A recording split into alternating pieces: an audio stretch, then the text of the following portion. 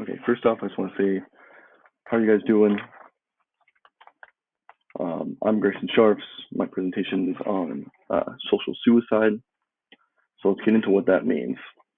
So social media is a tool and a platform. It's something we use every day. However, there's a darker side to social media, and this needs to be addressed to teens and young adults.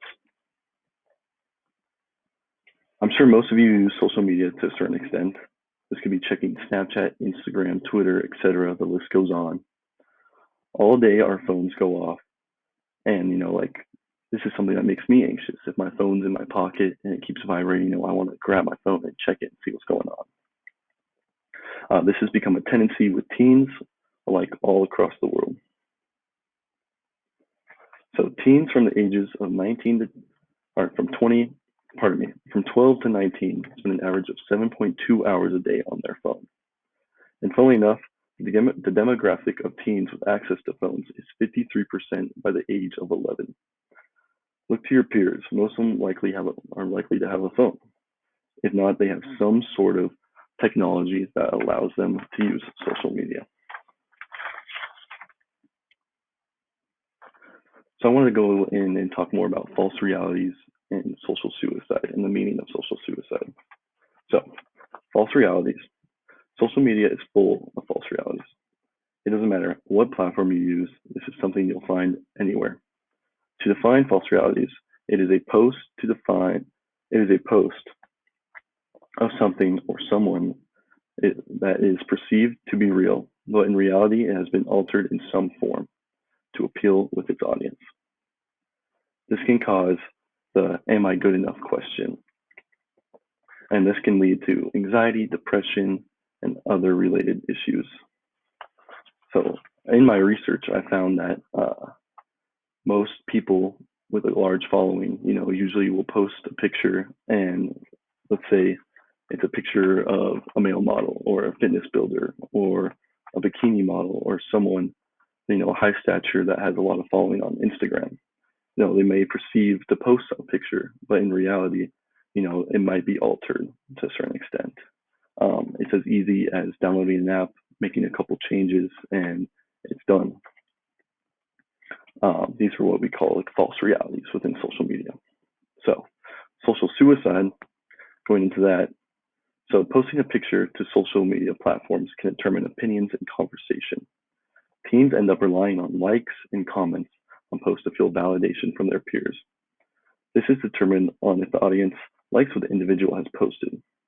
So, for instance, if an individual posts a picture and their peers feel it's controversial or they don't like it, they're free to comment whatever they like in the post. These individuals, this can lead to cyberbullying, that post being ridiculed. But there's a little side you have to understand. So if the person who posts a picture is somewhat controversial, or it's just not right, incorrect, informal, there might be some ridicule for that. Depending on the circumstance, there is time for words to be expressed and opinions to be stated, but ultimately it can lead to be where I post a picture of myself with a yellow shirt on, and for instance, someone says, "Oh, that's not a good shirt for you to wear," or something like that. This can lead to cyberbullying and someone feeling anxious or nervous, or if they feel like they're validated by their peers.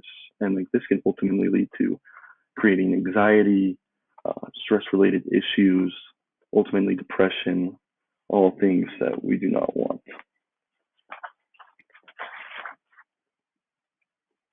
So understanding the other side. Of course, people always have different opinions and perspectives on what you post. That's life. We always have what we think was right, what we think is wrong. Always have our opinions. This is where we need to educate people on social media platforms and learn the rights and wrongs. So we have to ask ourselves, so what? So now I've identified some of the dark sides of social media, but we need to understand that there are tools to avoid the cons of social media. Being educated on the subject and knowing how to identify false realities can lead to a happier life, understanding that how to identify when it's right to say something. We've always been taught, if you have nothing nice to say, don't say it at all.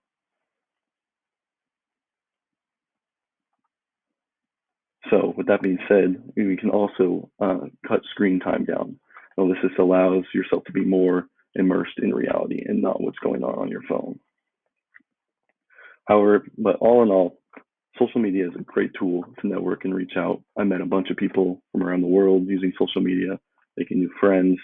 It's a great tool, but you'll have to watch out for the negatives and know you are you, and an app should not dictate your life. I wanted us to, that would be the end. I want to thank you guys for listening, and we'll continue with my works cited page. All right, thank you guys. Have a good day.